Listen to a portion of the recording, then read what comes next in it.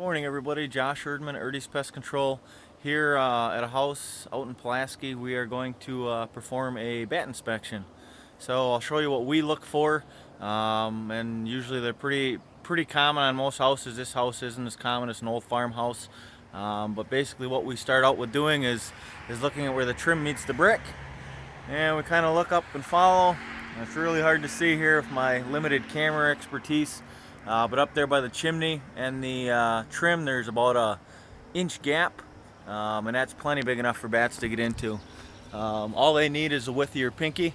There's another gap up on the other side here. You probably can't see it, but we'll continue around.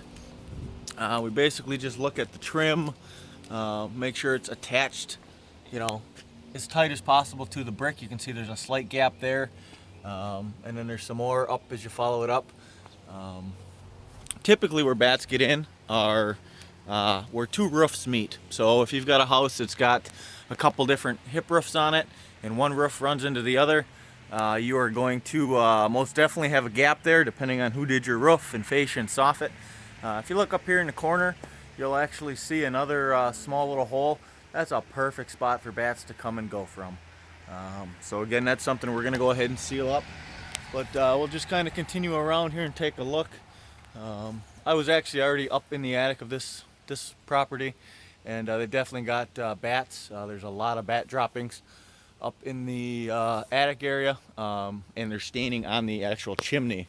So I know for a fact that they are coming and going, and the fact that there's a large gap by the chimney kind of solidifies that. So that's basically what we look for. I'm going to go ahead and get these sealed up, and hopefully we won't have any more bad issues here.